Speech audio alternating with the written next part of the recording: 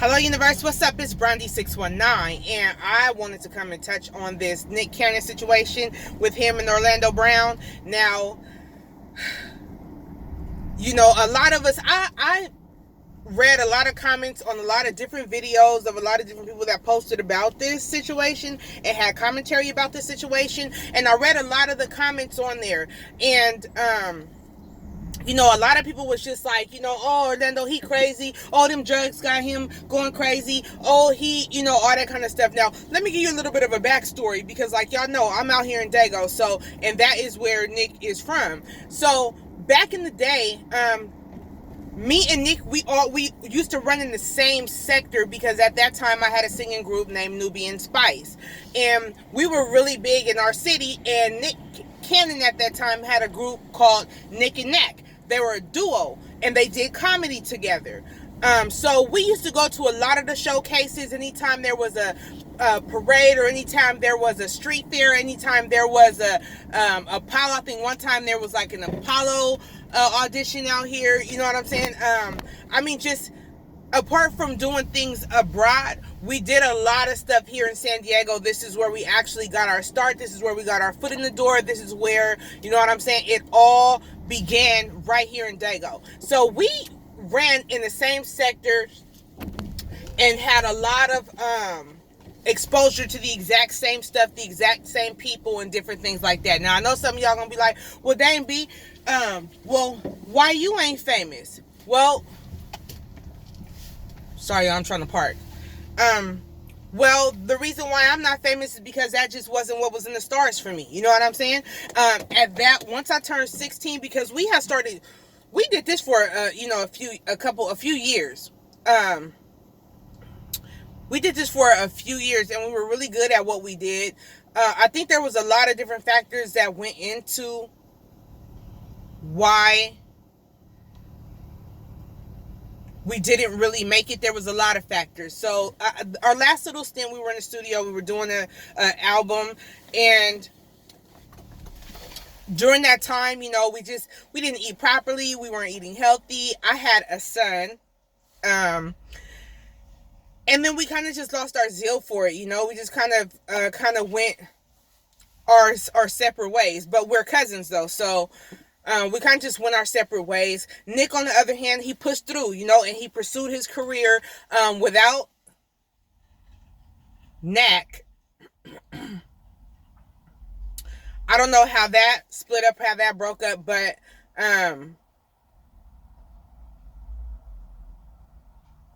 he did what he had to do to get where he wanted to be at. You know what I mean? My endeavors were just a little bit different. My cousin's endeavors were a little bit different, and just didn't work out that way. And then on top of that, we were three dark-skinned girls in the sector around the same time when we kind of stopped doing what we were doing, and we went and pitched ourselves, I think, to Virgin and a couple other record companies. And at that time, I just don't think, again, we're Nubian Spice, we're very culturally aware. We wore a lot of red, black, green, yellow. Our attire was very, we wore a lot of kente cloth, a lot of African print, and different things like that. But we sang R&B, we sang and wrote our songs in Spanish. We were a high impact group, so we did all our dance steps, all our own choreography. Depending on where we would go and perform, we would have live band. We played instruments, wrote our own music, had original content, all that different stuff. So, we could have went there, but I just don't think that, when you pitch yourself to certain people, there's a certain kind of look that they want. There's a certain kind of, they want you to sing a certain kind of song. They want you to dress a certain kind of way. And that just was not up for compromise when it came to us. We just were not willing to compromise our integrity to be front and center. You know what I mean? To do what we love to do at that time. So we just weren't willing to compromise that. And that was really the narrative of what we spoke about. You know what I'm saying? Hey, be who you are, live loudly, the way you are, don't compromise yourself, maintain integrity,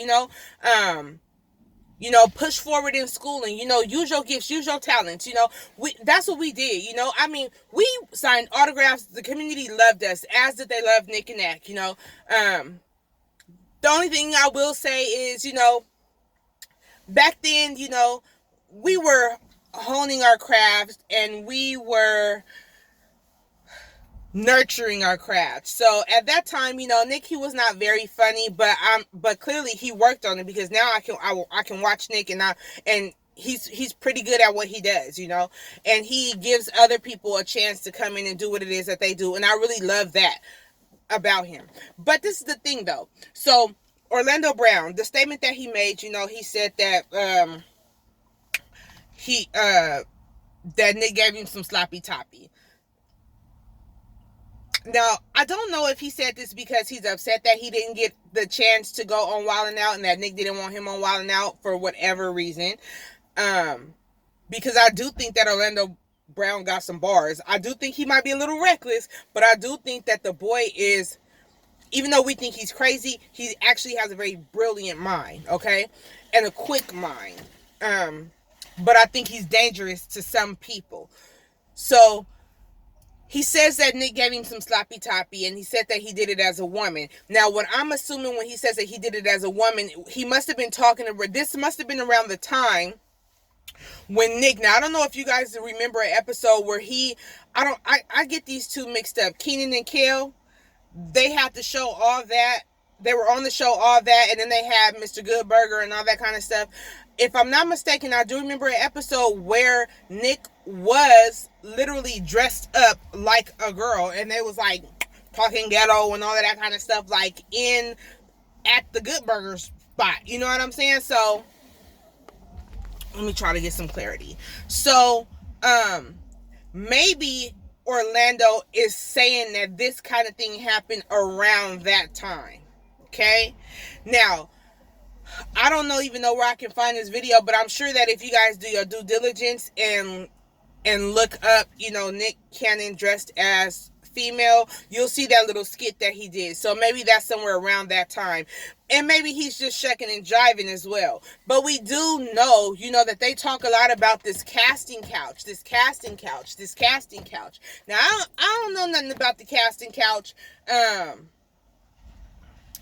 But we do know, and I don't know if this is just something, just a little experimentation, or, I don't understand the context of what Orlando is saying when it comes to this, but I did understand what he was alluding to when he said, and you did it as a woman.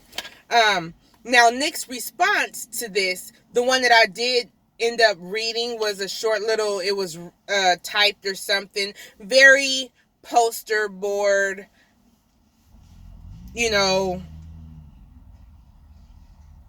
reaction statement, something maybe his publicist threw out there really quickly just to say something. Now, in essence, that kind of bothers me, because I'm like, yo, Nick, this is the time you need to be like, Nick, is you crazy? You know what I'm saying? Like, now, I know you tripping, you know what I'm saying? I'm going to tell you nothing, and you ain't going to never get a chance to. I would just expect a little bit more from that. However, Nick now has a brand, and he can't just come out popping off like Cardi B. What he definitely has to do in response to this situation is he has to almost kind of, he can either do a Beyonce, which is not even address it, or he can do what other celebrities do, have their publicists write a nice little statement, put that out there, hope the guy gets some help, and then hope that it dies down and it goes away. You know what I mean? But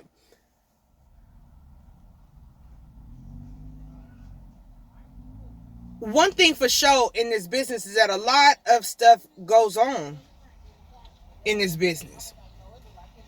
How far you'll go, what are you willing to do to get where you want to get, to get where you want to be. We understand that. I think that Orlando expected for people to say, oh, this dude is crazy, he need to get some help. Oh, he don't took it too many puffs, or oh, he out of his mind. I think Orlando knew that people would say that, and that people would begin to discredit him, and I think that he knew that they also would think that it was a funny thing. I think he also knew that it was going to cause a lot of controversy and it was going to put Nick's name out there in a not so great light. You know what I mean? But I don't think that Orlando is as crazy as a lot of y'all want to think he is. I think Orlando tells a lot of truths a lot of the time, and I'm not saying that this is one of them. I don't know. I wasn't there. Only him and Nick know. But, and there hasn't been any other allegations of Nick, slobbing on nobody's knobs around the town, around the world, I guess, you know what I'm saying? But this is the age of information. This is the age of Aquarius, and a lot of jacks are popping out the box today. You know what I'm saying? So, Orlando, you got to be very careful. If you're trying to get in a particular place, you got to be very careful about how you deal with people, about how you handle people. That definitely is not it. You know what I'm saying? And Nick, you do interviews with Vlad and all that kind of stuff, and you say your piece about how you feel and all that different kind of stuff, and even people that you've worked with. And, you just say what it is. You try to be as candid as you possibly can, just say what it is. And I think that in this case, this was a time where nobody should have to interview you for you to react. This should be a time where nobody should be having to you shouldn't be having your publicist on this. This should be something that you should be touching off top on your own. Okay? Real talk. But again,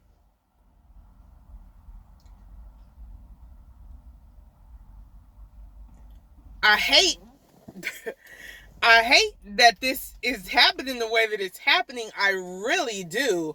I don't know if Orlando, if that's just some hate. I don't know if you just got in your feelings or what, but I'm feeling like either I need to know more from Orlando, or I need to see Nick do more in reference to what Orlando said. So, I don't know. I'm going to sit back and I'm going to watch how this cookie crumble, but I'm going to tell y'all, it's a cold world out here, man. If you doing something that you don't want nobody to know, you best not do it. Because I don't care if it's today, tomorrow, or 10, 100, or when you dead and gone, okay? Somebody gonna come out here telling your business whether it's true or not. They done already came out on Dolomite. They done came out talking crazy about on Paul Mooney. They don't, and I tend to, we all know the real about Paul Mooney, okay? But they jumping out the box on folks. They trying to come out and make stories about Michael. They try to come out and make stories about all these people that been dead and gone. You know what I'm saying? So they gonna talk about you if they feel like it's something that needs to be said about you. When they get enough courage at whatever point in time, they gonna come out here and tell it. And that's the reason why I try to tell my truths at all times, because ain't gonna never be another nobody telling no truth, my truth for me. I'm gonna tell it whether I like it or whether I don't. It's something that somebody may be able to learn and grow from, and either something that I'll do again or something that I won't. So I'm just saying, like, y'all need to live in y'all truth, man, and don't let nobody have nothing hanging over your head. And if somebody is trying to put you on blast, every now and again, it's okay to jump out your body. Now, I'm not saying, you know what I'm saying, go have nobody break his neck or nothing like that, but I am saying jump out your body and just let it be known, like, that's what you ain't finna do. You know what I mean? I don't respected you, and now I'm done respecting you. You know what I'm saying? I would be saying something, but who am I? Nobody. I'm just little old Brandy from the block. You know what I'm saying? So I don't know. I'm just saying, man, don't let nobody else tell your truth, and don't let nobody tell no lie on you. Period.